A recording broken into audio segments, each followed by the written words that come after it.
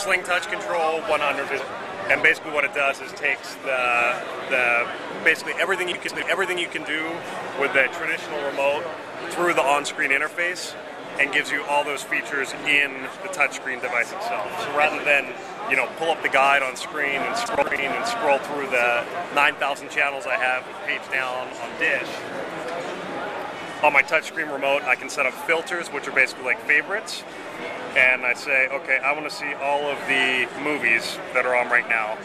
And so you see the content on the screen, like as a guide. Yeah, exactly. And this is only going to be supported through the cable provider, correct? Right. It's an OEM product, and so we sell it to TV service providers. There's an integration that has to be done onto the set-top box. We have to write software that runs on the set-top box. Have you announced any partnerships yet for cable providers? No, nothing announced yet. Nothing announced yet. So right now we're looking at all the movies on now. We can say, okay, turn HD on. I only want to see high-def movies. Just connect over Wi-Fi? Wi-Fi, yep. What's the size? Which is always a little scary when you're demoing here with Wi-Fi. Oh, yeah. What's the size of the screen? 4.3 inch. It's a capacitive screen? Capacitive touch, 480 by 272. Take a look around the side of it to see the size of the remote. It's actually very thin.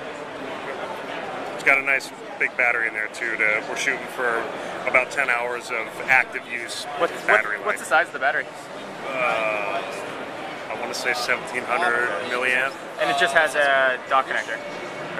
Right, yep. You just pop this guy into the dock, and it'll actually, you can use it while it's, it was designed to be able to be easily used while it's charged. If that's the extent of it, frankly, I think it's a waste of time. So this was a first look at the Sling touch control. Anything else that you think yeah, so one of the other key features of the product is not only can you control your DVR, it's also a full universal IR remote. So I can program the hard buttons to control my TV volume and mute. Also, if I had a Sony Blu-ray player on my rack, for example, I can control the Sony Blu-ray player. So I'm in my living room, I say, all right, well now I want to use my Sony Blu-ray player. Pops up an on-screen version of,